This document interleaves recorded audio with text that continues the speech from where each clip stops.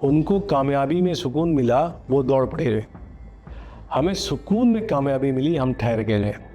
ख्वाहिशों के दौर में, ख्वाहिशों की पकड़ में, ए बसीर तू कहाँ भाग रहा है, जितना तू मर रहा है उतना तो जीना भी नहीं है। जैसलमेर के गाजी फ़कीर, जिनके पुत्र सालिम मोहम्मद वहाँ के विधायक होते थे, 2013 में जाकर आपने उनकी हिस्ट्री शीट खोली। राष्ट्र विरोधी गतिविधियों में उनका नाम रहा। आपने उनकी हिस्ट्री शीट खोली और सरकार ने आपका ही तबादला कर दिया गया। उन चीज़ों को थोड़ा सा हमारे दर्शकों को बताएं इस बारे में। तो कोई सिस्टम से क्यों बदलना चाहेगा जो है, जिसको अपने पूरे कैरियर को देख रहा है कि नहीं मैं आज एसपी बनूंगा, आज डीआईजी बनूंगा, आज मुझे यहाँ पहुँचना है जो है। मन का आदमी तो कोई मिल ही नहीं रहा। लेकिन ये सिस्टम में खामी है। जैसे आप जैसे लोग काम ईमानदारी से करते हैं, ऐसे लोग किसी को पसंद नहीं आते। एक गरीब आदमी, पीड़ित व्यक्ति जब जाता है थाने पे तो उसको सुना जाए जी, उसकी मौलिक अधिकारी भी अच्छा हो, उसके साथ बदतमीजी ना हो जो है। वो तो मन में जा रहा है कि नहीं मैं थाने जाऊंगा तो मेरे साथ एसएचओ गंदगी से बात करेगा, उल्टे पुल्टे बात कर देगा, मेरे को पीट देगा, डंडा मार देगा, रिश्वत की डिमांड हो सकती है, मुझे कुछ ना कुछ टॉर्चर कर देगा, पटाई कर देगा, फंसा देगा जो है।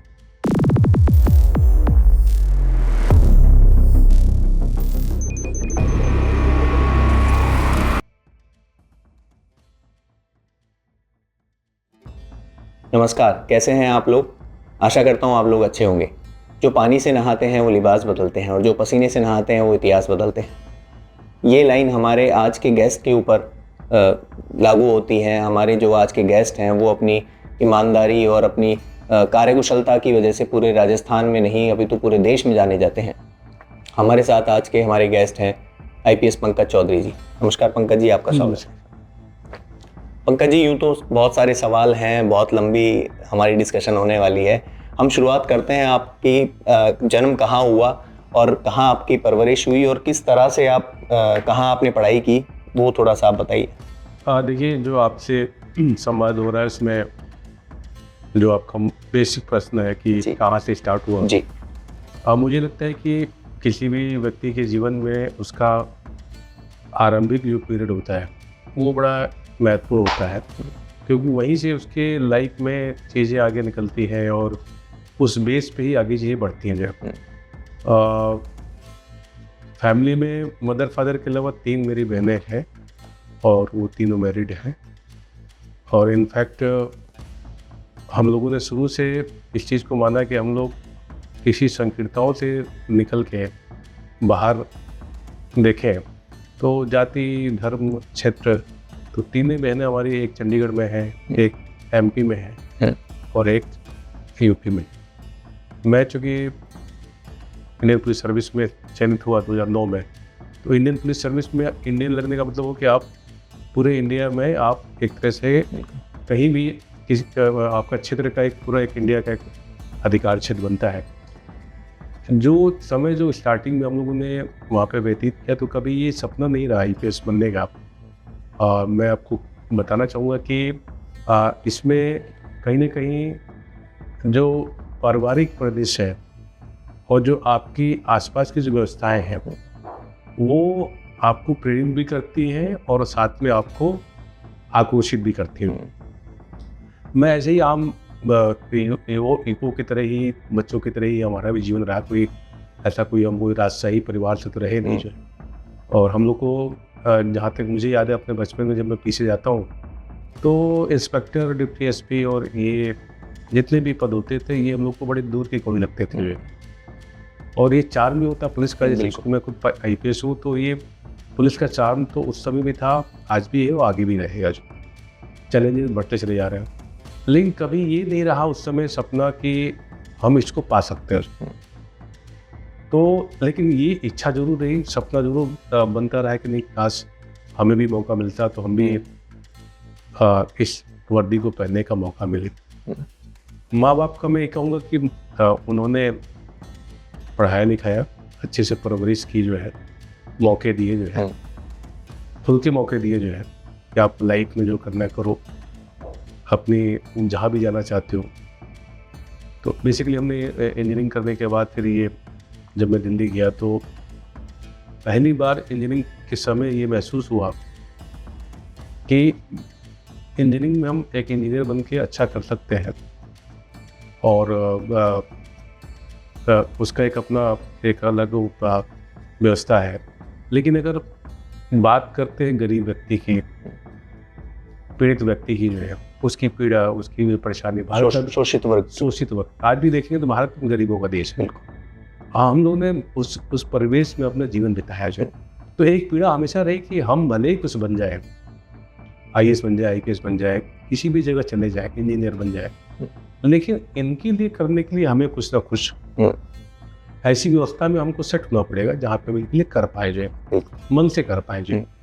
इस कड़ी में इंजीनियरिंग करने के बाद मैं सिविल में गया, तो सिविल में तैयारी करने के दौरान चूँकि अब हमारे पास इतने पैसे थे नहीं हुए, तो फादर ने बोला कि भाई तुमने इंजीनियरिंग कर लिया, उसके बाद अब तुमको जॉब करनी चाहिए, अब हम पैसे आपको नहीं देंगे, जो है पॉकेट मनी जो खर्चा बिल्कुल लिटरली उन्होंने बंद कर दिया। जो वो आर्थिक स्थिति इतनी है नहीं कि वो आपको पैसा बेच। अब दिल्ली जैसे शहर में अगर आप इंजीनियरिंग करने के बाद आपके केवल 2 रास्ते, या तो प्राइवेट जॉब या फिर आप किसी गवर्नमेंट जॉब में जाते हैं, और आपको लगता है कि नहीं मुझे प्राइवेट जॉब भी नहीं करनी है, अभी कोई सरकारी नौकरी है नहीं, सिविल सेवा में आपको जाने का मन कर रहा है, सपना है, बचपन से कुछ इच्छाएं हैं कि काश मुझे मौका मिले, तो वो समय आ गया। आपने ग्रेजुएशन कर लिया फिर, लेकिन अब पैसे की दिक्कत है, घर वालों ने हाथ खड़े कर दी कि अब जितना करना था उतना कर दिया जाए। तो फिर हमने प्राइवेट जॉब दो प्राइवेट जॉब हमने की, और उसके बाद हमने स्टाफ सिलेक्शन कमीशन के थ्रू हमने गवर्नमेंट जॉब अप्लाई किया। UPPCS में भी सिलेक्शन हुआ, मेरी पोस्टिंग बांधा रही उस समय के लिए। फिर मैं भारत सरकार में आ गया, वाणिज्य मंत्रालय में गए, तो 2001 से लेकर 2009 तक वो वाणिज्य मंत्रालय में रहा।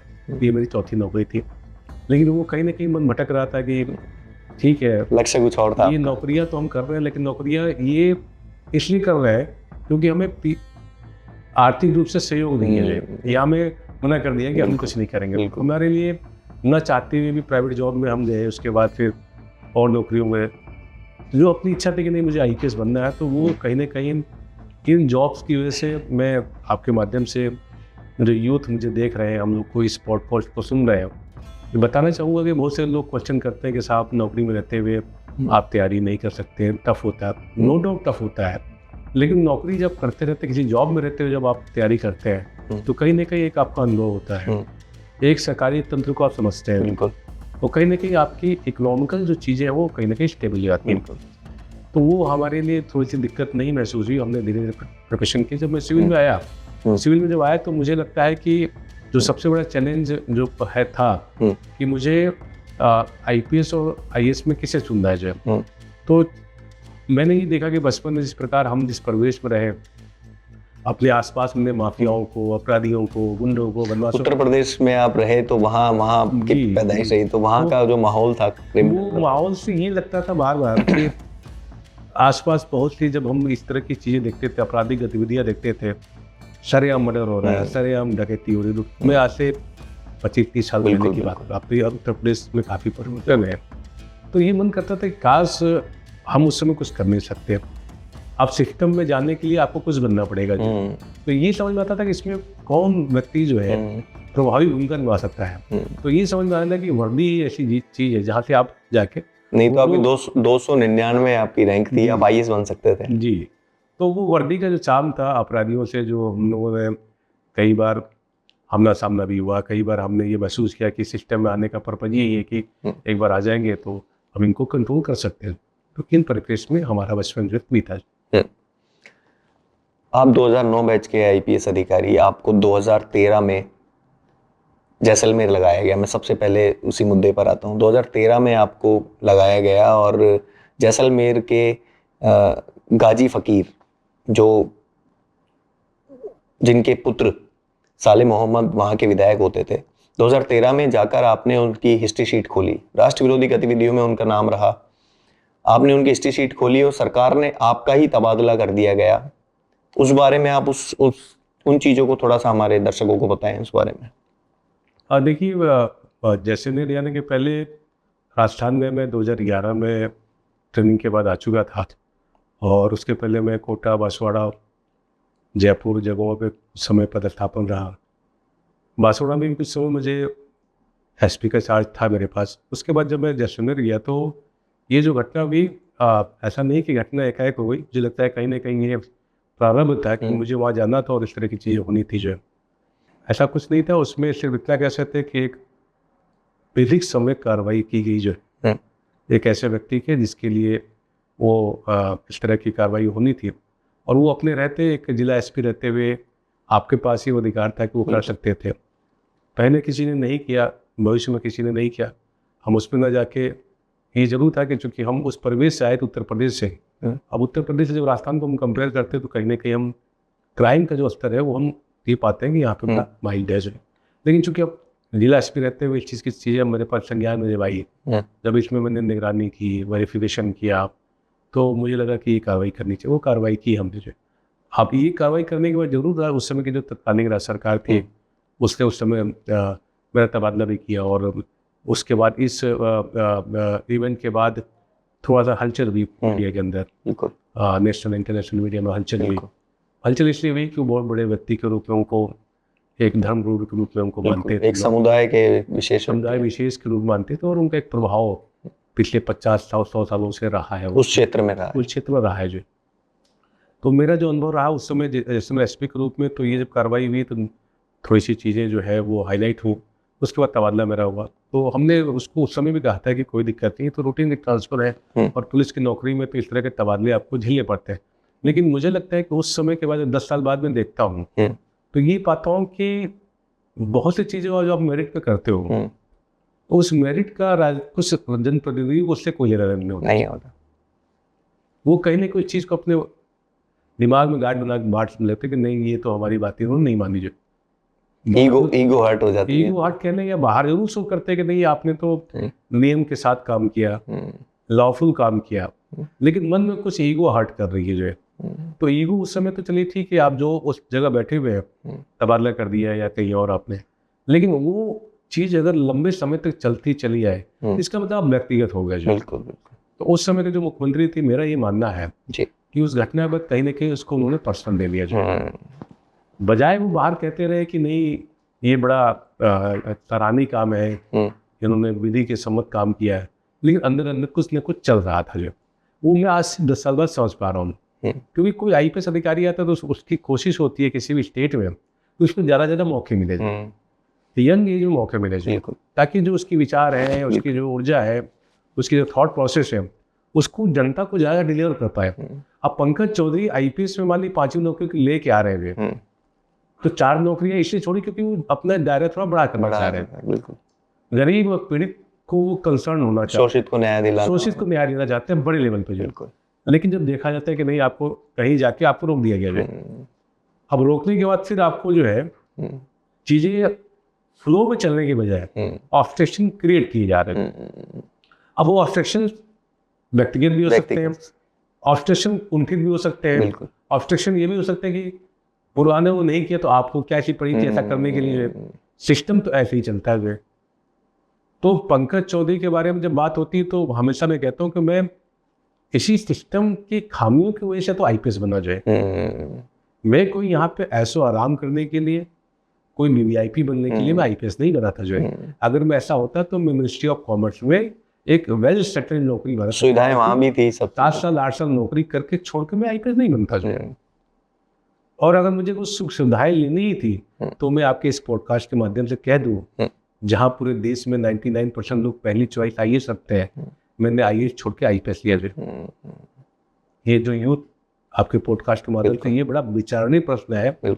इस चीज को हमारे इंटरव्यू बोर्ड में ही पूछा गया। पुरुषोत्तम अग्रवाल जी उस समय हमारे बोर्ड के चेयरमैन थे जी, उन्होंने पूरे 35 मिनट के इंटरव्यू में यही पूछा। जो बच्चे ये पॉडकास्ट देख रहे हैं उनको समझ में आएगा कि वहाँ पे आपका विजन, आपका चॉइस बड़ा क्लियर होना चाहिए। पूरे 35 मिनट में आपको बताना चाहूँगा, सिर्फ यही पूछा गया कि तुम आईपीएस क्यों बनना चाहते हो। इसलिए कि मिनिस्ट्री ऑफ कॉमर्स में आपके जो बड़े अधिकारी हैं वो आईएएस है, चाहे वो ज्वाइंट सेक्रेटरी है, एडिशनल सेक्रेटरी है, सेक्रेटरी सारे आईएएस है। तो आपको तो उनसे प्रोत्साहित होना चाहिए था जो। ठीक, तो आप यहाँ आपको मौका मिल रहा है, आपकी रैंक भी अच्छी है, तो आईएएस छोड़ के आपने सेकेंड पे आईएएस रख दिया, पहली आपने आईपीएस रख दिया जो। तो इसके पीछे कारण क्या है? तो ये जो मैं आपसे बातें कर रहा हूँ, यही बातें मैंने वहाँ पे इंटरव्यू में बताई कि सर मैं जिस परिवेश से निकला हूँ उस परिवेश में मेरी वास्तविक और निष्पक्ष ओपिनियन कहेंगे तो मेरे लिए वर्दी थी जो है। बिल्कुल। और वर्दी के पीछे कारण था कि एक लगाव भी था, और एक कारण और मैं आपको बता दूं, जी। जो मैं क्रिकेट का बड़ा शौकीन हूँ, क्रिकेट मैंने बहुत खेला जो है। मुझे याद है कि अपने कॉलोनी से लेके अगर 100 किलोमीटर का आप घेराबंदी करेंगे तो कोई ऐसा ग्राउंड नहीं जहाँ पे हमने जाके क्रिकेट नहीं खेली। मुझे अच्छा। दिन हो या रात हो या भोर हो जो है, क्रिकेट का बड़ा शौक रहा। शौक इसलिए भी था कि क्रिकेट शुरू से भारत का बड़ा गेम रहा है और हर बच्चे को कहीं ना कहीं आकर्षित करता है।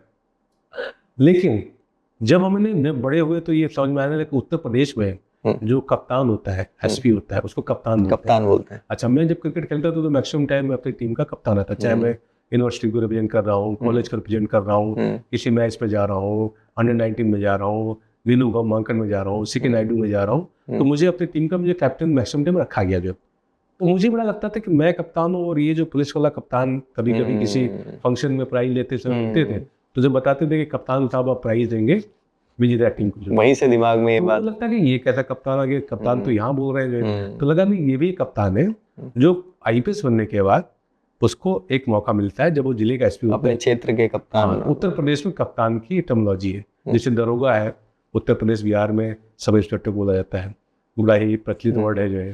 थाने वाले को ऐसा बोला जाता है। जी जी, तो वो हर स्टेट का अपना अपना अलग अलग है। तो ये जो कप्तान का जो टर्मिनोलॉजी है वो उत्तर प्रदेश में ही ये बड़ा फ्रिक्वेंटली बुलाया जाता है और बड़ा सम्मान के साथ बुलाया जाता है जो।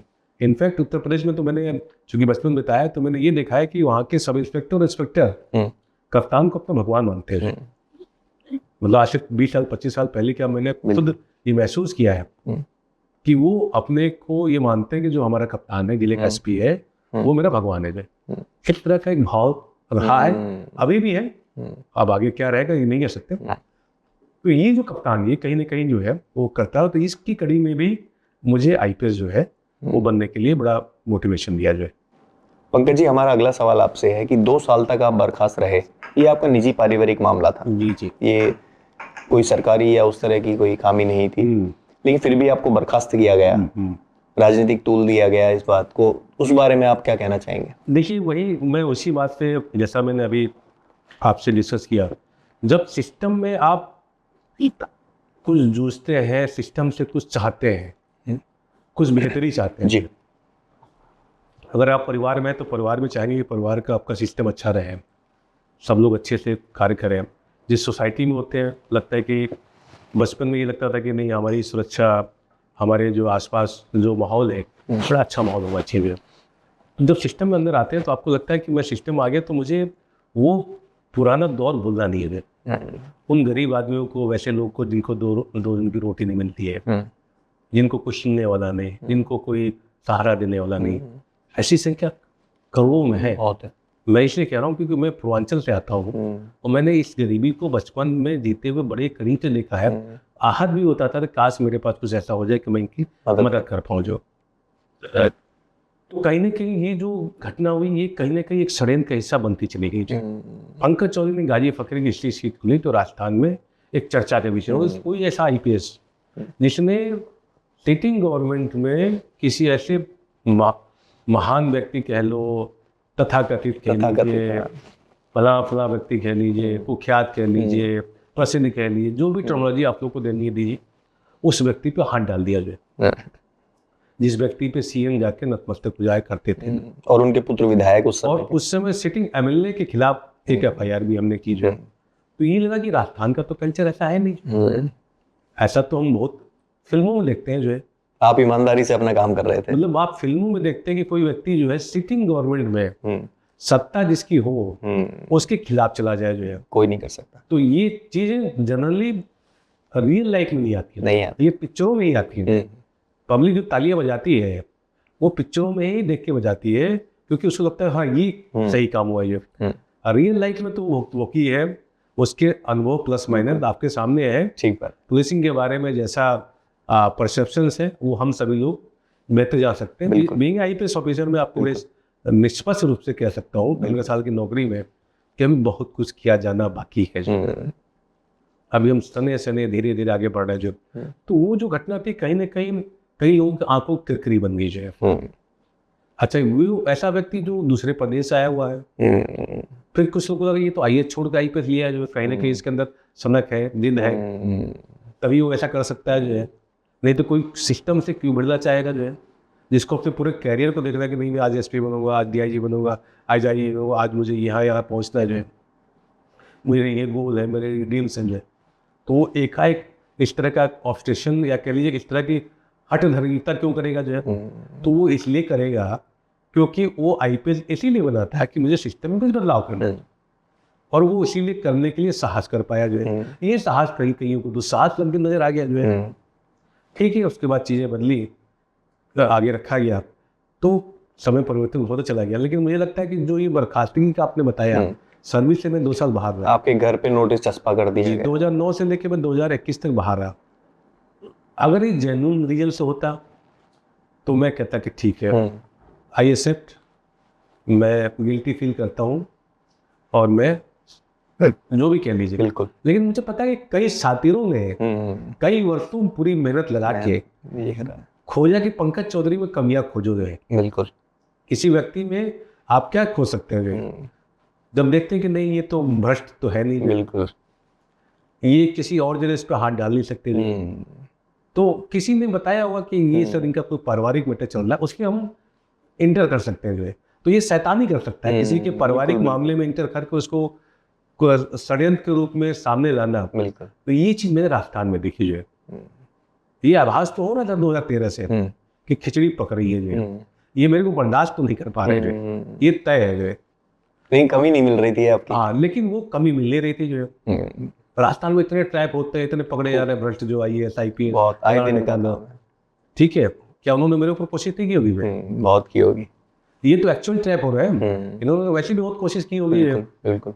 इनको जब कुछ नहीं मिला तो उनको लोगों ने बताया कि इनका कोई पारिवारिक मामला है, उसमें अपन लोग चांस ले सकते हैं जो। अब ये आप मेरे को बताओ, मैं आपके मन से बोलना चाहूँगा जी। इलाहाबाद हाईकोर्ट ने इस मामले में डाइवोर्स दे दिया जी। एलुमनी से जी। उस मामले का निस्तारण कर दिया, वहीं पे सुलझ गई, सॉल्यूशन सुलझ गया। अब किसी ने खुरापाती यहाँ कंप्लेन कर दिया जो, तो आपको उस कंप्लेन को एंडोर्स करने के बजाय आप अपने अधिकारी का फेवर लेते हैं कि नहीं आपका मैटर तो क्लोज हो गया, तो लीगल मैटर है जो। बिल्कुल। अब हाईकोर्ट से बड़ी कोई शक्ति तो है नहीं जो है। आपने उस मैटर को जानबूझ कर डिपार्टमेंटल इंक्वायरी के रूप में कंटिन्यू किया जो। मैं आपके मन से बोल रहा हूँ, हालांकि मैटर अभी भी पेंडिंग है जो है जी, अभी भी कोर्ट के अंदर विचाराधीन है, लेकिन इस पे बहुत से निर्णय हो चुके हैं। इस घटनाक्रम में मैंने चैलेंज किया, मैंने कहा कि अगर मैं इस तरह से बाहर हो जाऊंगा तो ऐसे लाखों करोड़ों बच्चे जिनके लिए लगता है कि नहीं यार ये इन्होंने इतनी मेहनत से पढ़ाई की, सब कुछ ताक पे रख के बड़े मजबूती से काम किया, उनके साथ ये हरस हो गया। बिल्कुल। तो जब एक IPS के साथ ऐसा हो जाएगा तो जो छोटे बाबू है, क्लर्क है, पियोन है, छोटी छोटी नौकरियों में आम आदमी है, उनमें जो अच्छे लोग हैं उनके हौसले टूटेंगे जो है। हालांकि मैं बिल्कुल स्पष्ट करता हूँ कि अब समाज काफी बदल गया है, भ्रष्ट लोगों की संख्या बड़ी तेजी से बढ़ी है, जिसका खामियाजा समाज और राज्य और देश भुगतता है जो, राइट। पहले करप्शन जो है बहुत पहले, मैं आपको बताऊं जो है, जो हम लोग सुना करते थे जो कि किसी गांव में अगर कोई ईमानदार व्यक्ति है तो लोग, पूरे गांव के लोग उसकी बड़ी कद्र करते थे, बड़ी तारीफ करते थे। ऐसा हमारे फादर और हमारे दादा लोग बताते थे। लेकिन अब सुनने में आता है कि अगर कोई ईमानदार है तो उसको लोग नेग्लेक्ट करते हैं, जो करप्ट है, गलत तरीके से पैसे कमा रहे उसको लोग सम्मान देते हैं, उसको कहते हैं तो कोई योग्य आदमी है। तो ये प्रॉपर्टी हमारी बदली है जो, लेकिन ये बड़ा चिंता का विषय है। बिल्कुल। अगर किसी करप्ट या भ्रष्ट आदमी को जब आप ये सम्मान देने लगते हैं, सम्मान क्यों देते हैं? सम्मान नहीं देते, उस पर आप अवसर खोजते हैं कि अगर वो कुछ कमा रहा है तो मैं भी उसको कुछ कमाऊंगा जो। सही बात है। और जो ईमानदार आदमी है वो तुम्हें कुछ, उससे तो कुछ मिलना नहीं। ठीक बात।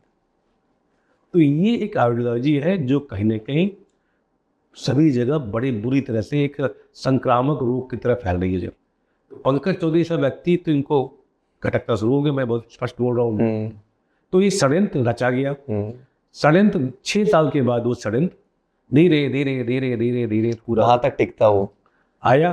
फिर हमने इसको कोर्ट को इसलिए चैलेंज किया कि अगर मैं नहीं लड़ूंगा तो मैं लाखों लोगों की उम्मीदें तोड़ दूंगा। बिल्कुल। हमने कोर्ट में फाइट की, हमने कैट से लेके high court, Delhi high court से लेके सुप्रीम कोर्ट तक है। कोरोना टाइम में बड़े मुश्किलों से लड़े हमारा परिवार, मेरी पत्नी मुकुल चौधरी ने पूरा उसमें मैनेजमेंट किया, पूरा टाइम दिया उसमें, कैसे क्या कहाँ केस लगना है, किस वकील को रखना है, किस बेंच में लगना है, कैसे पैरवी करनी है, पूरा। मैं तो चूंकि बहुत ज़्यादा पेन नहीं ले रहा था, ठीक है, जो नियति ने लिख दिया, जो ईश्वर ने लिख दिया, ठीक है, ईश्वर ने आईपीएस बनाया था, बिल्कुल ईश्वर ने आईपीएस से हटा दिया, जो कोई दिक्कत नहीं, जो हमारी कोई ऐसी कोई बहुत बड़ी इच्छाएं नहीं है, लेकिन वो कोई है और हम लोगों ने लगा कि नहीं, हमें वापस आना चाहिए। कोर्ट से हम लोग लंबी लड़ाई जीत के वापस आए और फिर उसके बाद हम जॉब में आए, SDRF में हमारी में कुछ समय रहा, उसके बाद अभी कम्युनिटी पुलिसिंग में रहा। तो संयोग से देखिए, सर्विस में आने के बाद इन 2 जॉब में नेशनल अवार्ड आपके मन से बताना चाहूँगा। इंडिया का 2nd पुलिस अधिकारी मदर्स का अवार्ड SDRF को उसके अच्छे कार्य के लिए, साल भर 13-14 महीने अच्छे कार्य हुए मानसून में, जो हजारों लोगों की जान बचाई गई, उसमें एक अच्छा प्लेटफॉर्म बनाया गया। SDRF ऐसी संस्था जो पिछले 10 सालों से एक्टिव थी, लेकिन धरातल पे कहीं ना कहीं उसमें उतना वो सिस्टम उसका नहीं बन पाया था। जब राज्य सरकार ने मुझे SDRF की जिम्मेदारी दी तो मुझे लगा इसमें बड़ा पोटेंशियल है। हम लोगों ने पूरे राजस्थान में तमाम डेमोज, अवेयरनेस कैंपेन स्टार्ट किए। मानसून सत्र में मुझे याद है कि उस समय करीब 7,000 से ऊपर से लोगों की जानें बचाई गई, ऑन रिकॉर्ड बताई गई। SDRF को एक ढांचा दिया गया जिसमें हमारे कुछ अच्छे अधिकारियों ने सपोर्ट भी किया। उसके बाद ट्रांसफर होकर जब मैं कम्युनिटी पुलिसिंग में आया तो पिछले 2 साल से जब कम्युनिटी पुलिसिंग में रहे तो मुझे पाया कि राजस्थान की जो धरती है वो कहीं ना कहीं कम्युनिटी पुलिसिंग को लेकर बड़ा उपजाऊ है। जो 2 साल काम करने के बाद जब हमने पाया कि अभी जस्ट 16 अक्टूबर को CSR एंड ESG समिट 2024 का एशिया का बड़ा प्रतिष्ठित अवार्ड जो है जी पूरे देश में राजस्थान पुलिस को कम्युनिटी पुलिसिंग मिला। उस अवार्ड को हमने ग्रहण किया। जो मुझे खुशी इस बात की हुई कि पूरे भारत में 15 सेक्टर्स को दिए गए थे, जिसमें 13 पब्लिक सेक्टर थे और 2 सेक्टर जो है गवर्नमेंट के थे, जिसमें एक राजस्थान को और एक अधिकारी है MP के ADG रैंक के, उनको ही मिला। वो साइबर क्राइम में, साइबर अफेयर्स, साइबर अवेयरनेस के लिए पूरे देश में काफ़ी अच्छा काम कर रहे हैं। इनफैक्ट वो पिछले 13 साल से साइबर अवेयरनेस में काम कर रहा है। तो ये तो रहा अपना ये स्ट्रगल का फेज जिसमें कि अप्स एंड डाउन्स आए। अब चूंकि मेरा मूलांक जन्म का है 8, तो 8 में बताते हैं कि वो आप ऊपर चढ़ते हो सांप सीढ़ी की तरह नीचे आते हो। बिल्कुल। तो मैं जब अपने लाइफ को देखता हूँ, विशेषकर पुलिस में, तो मैं उससे उतार चढ़ाव को देखता हूँ। तो कभी कभी लोग कहते हैं कि साहब ये आपके साथ क्यों होता है, तो हमने कहा मेरा मूलांक ही 8 है, जो है आप इसमें कुछ नहीं कर सकते। शनि का भी अंक है, ठीक है, तो ऊपर जाएंगे नीचे गिरेंगे। जो है तो ये हमको जो है इस चीज़ को स्वीकार करना चाहिए। जो है अब हम ईश्वर से बड़े तो है नहीं, जो प्रारंभ लिख दिया। जो आप थोड़े से भी आध्यात्मिक आप है, अगर पढ़े लिखे हैं, थोड़े से भी आध्यात्मिक है, तो चीज़ें आपका जीवन समझ में आने लगता है। जो है जीवन का दर्शन समझ में आने लगता है। जो बहुत से लोग को 80-90 साल तक नहीं समझ में आता दर्शन, जो है, और बहुत से लोगों को 20 साल में भी समझ आता है। आपने विवेकानंद जी के बारे में सुना होगा, उनको बहुत कम एज में पूरे विश्व के बारे में एक दर्शन ज्ञात हो गया था। और बहुत से लोग ऐसे भी बुजुर्ग हैं जो 80 साल तक कुछ उनको समझ नहीं आता। तो ये एक जीवन का दर्शन है, यात्रा है। मुझे लगता है कि पुलिस का ये जो समय बीत रहा है, हम कोशिश कर रहे हैं कि समाज में बुराइयां हैं, स्वार्थी लोग, नकारात्मक लोगों की संख्या बढ़ रही है, इनको रोका जाना चाहिए। जो है अच्छे लोगों को महत्व दिया जाना चाहिए। जो है पुलिसिंग की मैं बात करूँ तो अगर मैं 100 पुलिस की बात करूँ तो मैं कहूँ कि 100 के 100 ईमानदार है, तो मैं गलत बोल रहा हूँ। जो मैं स्पष्ट कहना चाहूँगा कि 100 में 10 से 15% तो बेईमान है। जो है चाहे वो नीचे के हो चाहे ऊपर का अधिकारी हो। जो इसमें कहने में कोई दिक्कत नहीं, क्योंकि सर्वे बताते हैं और ये ज़मीनी हकीकत है। जो 10 से 15% में बता रहा हूँ। जो आप जैसे अभी राजस्थान में कुछ पेपर लीक्स वगैरह हो रहे हैं, तो आप पिछले 10-15 साल से देखोगे किस किस तरह के लड़के या बच्चियाँ जो कोई ड्राइवर है, कोई चपरासी है, 10-10 साल से तैयारी है जिन्होंने की, ओवर एज हो गए बच्चे, बच्चे जो है वो तैयारियां कर करके पूरा समय व्यतीत कर दिया। जो है अपने परिवार के, माता पिता के सपनों को जिनके सपने टूट गए। जो है मतलब राजस्थान में आप चाहे वो पश्चिम राजस्थान जब जाते हैं, जालोर हो गया, बाड़मेर हो गया, जैसलमेर हो गया, इन जब जिलों से जो बच्चे जो इनको खाने को नहीं है, जो है जिनके परिवार की स्थिति उतनी अच्छी नहीं है, ऐसे बच्चे जो 4-4 साल 5-5, तो इस तरह के जो पेपर लीक्स हुए हैं, जो है ये ऐसा नहीं कि मैं बोल रहा हूँ, जो है ये लगातार पिछले 10-12 सालों से चर्चाओं में है। और इन लीक के साथ हुआ क्या है, जो है कि कितने ऐसे बच्चे जो योग्य नहीं थे, जो बदमाश थे, अपराधी किस्म के थे, डकैत थे, चोर थे, जो है वो इसमें भर्ती हो गए। और जब वो भर्ती हो गए तो क्या लगता है कि वो रामराज आपको लाने के लिए भर्ती हुए। जो तो एक तरफ मैं अगर पुलिसिंग की बात करूं तो उसमें 10 से 15% तो वैसे ही भ्रष्ट हैं। जो है और 10% आपने और जोड़ी है। जो तो संख्या तो आपने बढ़ा ली। जो है तो पंकज चौधरी जैसा व्यक्ति और जो आईपीएस हैं जो इस विचारधारा के हैं, उनके लिए कितना एफर्ट करना पड़ेगा इस गंदगियों से निपटने के लिए। मैं यहाँ बैठ के मोटिवेशन आपको दे दूँ तो मोटिवेशन तो अच्छों को तो समझ में आ जाएगा, तो इन चुट्टों को मोटिवेशन नहीं समझ में आएगा जो, चाहे मैं अपना पूरा जीवन लगा दूँ जो है। मेरा मानना है पंकज चौधरी जैसे अधिकारियों को फील्ड में छोड़ देना चाहिए कि आप काम करें और गंदगी साफ करें। तो ये गंदगी की सफाई करने की जिम्मेदारी के लिए भी एक डेडिकेशन होना चाहिए, नेतृत्व का डेडिकेशन होना चाहिए। अगर नेतृत्व डेडिकेशन देगा, क्योंकि वो काबिलियत तो उन्होंने देखी है। जब रूलिंग गवर्नमेंट में लॉफुल काम करने के लिए इतनी अड़चने आई होंगी, इतने दबाव आए होंगे जो है, लेकिन हमने वही किया, क्योंकि मेरा कोई प्रलोभन तो था नहीं, मुझे कोई पैसे ला के तो दे नहीं रहा था कि नहीं मैं आपको इतने पैसे दे रहा हूँ तो ये काम कर लोगे तो ये इतने पैसे मिले, तो ऐसा कुछ तो था नहीं। वो तो एक आईपीएस अधिकारी की अपनी एक छोटी सी कार्रवाई थी जो है, लेकिन आपने उसको ऐसा गांठ बांध लिया कि आपको लगा यार बड़ा खतरनाक अधिकारी है जो है। आपने अपने सर्किल में मैसेज किया कि नहीं ना बड़े खतरनाक आदमी है, फिर उसका राजनीति कर दिया, गलत तरीके से राजनीति कर दिया। फिर पंकज चौधरी को लगा जब ये सर्विस से 2 साल बाहर रहे तो आप करें तो करें क्या, नौकरियां तो 4 कर ली, ये 5वीं थी जो है, नौकरी का मोह तो भंग हो गया जो है, अब क्या करें, बिजनेस करना नहीं है जो है, फिर आपने राजनीति। तो मैंने कहा कि ये ऐसा मौका मुझे मिल गया है जहाँ पे आप चुपचाप राजनीति में इंटर करो जो है, भले ही कुछ ना पाओ यहाँ पे, लेकिन कुछ सबक तो मिलेगा, कुछ सीखने को तो मिलेगा जो है, जितना आना तो वो दूर की बात है जो है। और इस देश में राजनीति अपना एक अहम रोल प्ले करती है जो है, आज भी हमारे देश में राजनीति के इर्द गिर्द ही सारी चीज़ चलती हैं जो है, टॉप में राजनीति है, उसके बाद जो भी अधिकारी हैं जो भी हम लोग हैं वो कहीं ना कहीं सॉवरेट के रूप में देता चाहे तो बहुत कुछ है। ये देश में आपने बदलाव देखा जो है, अभी जो वर्तमान में भारत सरकार है, माननीय प्रधानमंत्री मोदी जी के कार्यकाल को देखें, कभी कभी रेलवे में हम लोग बचपन में जब रेलवे स्टेशन जाते थे तो गंदगी हमने देखी है जो है, हमने ट्रेन का सफ़र असुरक्षित होकर देखा है जो है, हमने स्टेशनों को बड़े गंदे बदसूरत रूप में देखा है जो है, हमने उसका कायाकल्प होते हुए देखा है जो है।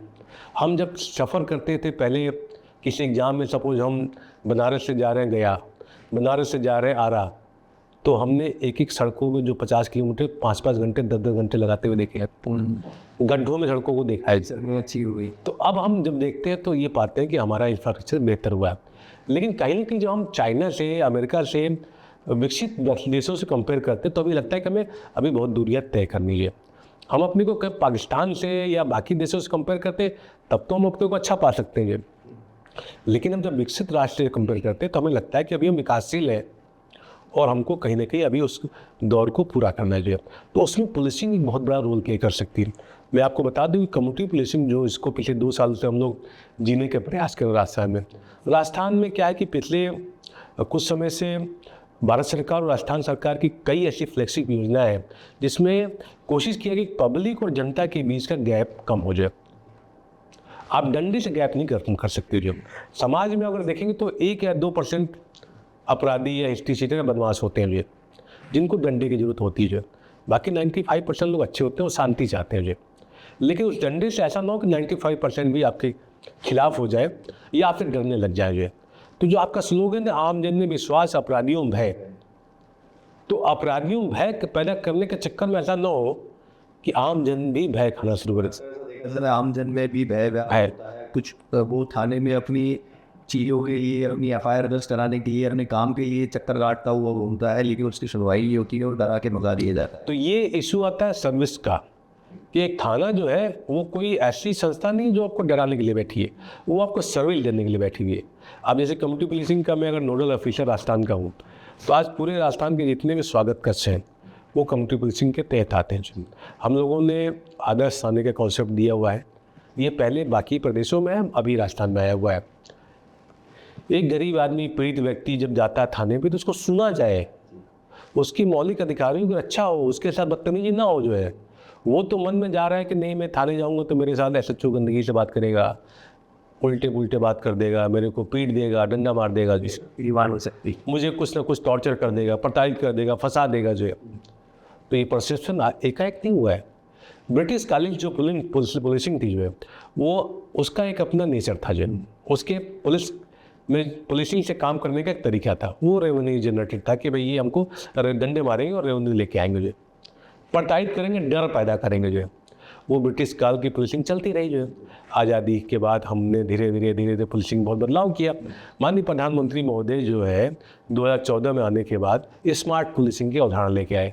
5 बिंदुओं पे जो है वो धीरे धीरे पुलिसिंग पे भी आने लगा कि साइबर क्राइम, पब्लिक के साथ अपने रिलेशन अच्छे करिए, जिसमें कम्युनिटी पुलिसिंग बड़ी अच्छी विंग है। जो है मुझे जब यहाँ लगाया तो बहुत से लोगों ने कहा साहब आपको नॉन फील्ड लगा दिया, जो है आपको तो जिले में पहले लगाया था, उसके बाद आपके प्रति ऐसा परसेप्शन बना लिया कि यार बड़े ही सख्त अधिकारी हैं, इनको गंदगी साफ करने के बजाय आपने अवसर ढूंढा और उसमें भी सरकार को तो ये जो 2-3 पोस्ट है उसमें तीनों जगह नॉन फील्ड में हमने राष्ट्रीय अवार्ड लिया। जो है ये पब्लिक डोमेन में भी है, इसलिए लिया। तो मैंने ये बताने की कोशिश की कोई दिक्कत नहीं है, आपके मनोस्थिति में है नॉन फील्ड, पब्लिक के मनोस्थिति में है नॉन फील्ड। जो है पंकज चौधरी से वही व्यक्ति जुड़ेगा जिसको निश्चल भाव का, निस्वार्थ भाव का, जिसको कोई लेना देना नहीं हो। एक अवसरवादी, एक मौका प्रस्तुति पंकज चौधरी के साथ उसके घेरे में नहीं आ सकता। जो है उसके लिए बहुत से लोग बने हुए हैं, वो उनके यहाँ जाके चरण बंदन करें, उनके यहाँ जाके उसकी पूजा परिक्रमा करें। जो पंकज चौधरी के यहाँ तो आप आइडियोलॉजी पे बात कर सकते हो, जो है ईमानदारी पे बात कर सकते हो, काम पे बात कर सकते हो, जो फालतू पंचायती में बात नहीं हो सकती। जो तो जब ये मौका दिया गया तो हमने ये बताने की कोशिश की कि काम कोई छोटा बड़ा नहीं है। जो फील्ड नॉन फील्ड तो हम लोग बनाया ना कि नहीं, जिले में एसपी रहेंगे तभी ये योग्य होंगे, ये जिले में आईजी रहेंगे, ये रेंज में आईजी रहेंगे तभी योग्य होंगे। जो है इनको ये मलाईदार पोस्टिंग मिलेगी तभी जनता इनको सड़कों पे लेंगे। जो है तो जनता सड़कों पे कईयों को लेती है जो पकड़े जाते हैं तमाम चीज़ों में, जो है जिनके पर कैफ होते हैं। जो है ये तो कुछ छोटे से आंकड़े हैं जो ट्रैप होते हैं। जो है ठीक है, तो ये मैं अपने मुंह से नहीं कहना चाहूँगा, ये जनता का परसेप्शन नहीं इसलिए बोल रहा हूँ क्योंकि मैं लगातार पूरे प्रदेश में घूम रहा हूँ। जो है 2 साल से मैंने अपने 2.5 लाख लोग जो कम्युनिटी पुलिसिंग के हैं, जिसमें ग्राम रक्षक हैं, CLG हैं, पुलिस मित्र हैं, स्टूडेंट पुलिस कैडेट है, आपके सुरक्षा सखियाँ हैं, डॉक्टर्स हैं, इंजीनियर्स हैं, वकील हैं, मीडिया बंधु हैं, तमाम जो लोग मिलते हैं तो ज़मीन की हकीकत निकल के आती है। जो है मैं आपसे बैठ के घंटे में बैठ के सकारात्मक और वाहवाही की बातें बहुत से कर दूँ, जो है ये हो गया, वो हो गया, फलाना ढिकाना हो गया, लेकिन ज़मीन जो है, ज़मीन में चीज़ें अलग हैं। जो है कम्युनिकेशन का मैं आपको इंटरेस्ट कर रहा हूँ, काम क्या काम है ये? आम जन में कम्युनिकेशन करना, वो सुनना, वो एक फैक्ट दे दूँ कि कम्युनिटी पुलिसिंग जो विंग है उसमें अगर देखें तो ये जनरली बेसिक कॉन्सेप्ट है पुलिस और जनता के बीच में गैप को कम करना। जो है ठीक है, जनता में एक विश्वास पैदा करना है कि पुलिस आपके साथ है, जो आप पुलिस के मित्र बन सकते हो। जो पुलिस की छवि जो दिमाग में घूमती है कि नहीं ये तो गलत लोग हैं, उस छवि को दूर करना है, जो सामंजस्य बनाना। तो उसके लिए करीब 1.25 लाख तो हमारी पुलिस की कांस्टेबल ही है, लेकिन कुछ समय में ऑन रिकॉर्ड हम लोगों ने 2.5 लाख लोग कम्युनिटी पुलिसिंग में ऐसे लोग जुड़े हैं, जो थाने लेवल पे, जिले लेवल पे, प्रदेश स्तर पे। अभी 2.5 लाख लोग जो है लगातार एक्टिव होते हैं। जैसे मैंने अभी तक कल तक मैं देखूं तो करीब 27 जिलों की विजिट की है, जो है अपने उच्च अधिकारियों के निर्देशन में, अपने DGP महोदय के निर्देशन में जो हमें निर्देश मिलते हैं, फील्ड विजिट की है 27 जिलों की पिछले 2 साल में, और लगभग 60 थानों की विजिट की है।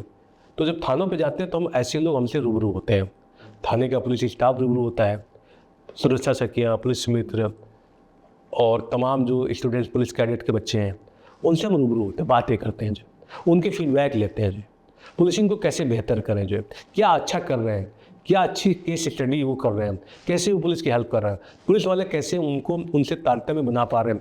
इन सब बातों को जब देखते हैं तो ये लगता है कि 2.5 लाख लोगों में से करीब 10% लोग जो है वो बड़े अच्छे सक्रिय हैं, जो और 10% से भी काफ़ी बदलाव आया है।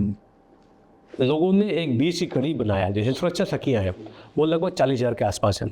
वो सुरक्षा सखियाँ आज क्या करती है, लगभग मैक्सिमम सुरक्षा सखियाँ अच्छी हैं, जो महिला बच्चियों पे जो अपराध हो रहा है, जो रिपोर्ट नहीं होता है, जो थाने तक नहीं आता, जो हर महिला थाने नहीं आती, हर बच्ची नहीं जाती है, उनके लिए एक वरदान के रूप में सुरक्षा सखियाँ काम कर रही हैं, उनके काउंसलर के रूप में काम कर रही है, उनके पारिवारिक में कोई दिक्कत है उसके लिए कार्य कर रही है, जो तो इस तरह का जो गैप है वो कहीं ना कहीं कम हो रहा है। पुलिस के प्रति एक विश्वास भी पैदा हो रहा है। कई जगह बड़े अच्छे फीडबैक आते हैं कि साहब हम लोग पुलिस को कॉल करते हैं तो पुलिस आ जाती है, हमको अच्छे से सुन लेती है, हमको अच्छे से बैठाती है, बात करती है, किसी भी कॉल पे तुरंत रिस्पॉन्ड करती है। तो ये जो हमारी जो डिलीवरी सिस्टम है ये बेहतर हुआ है जो, क्योंकि आपने पब्लिक को इन्वॉल्व कर लिया जो।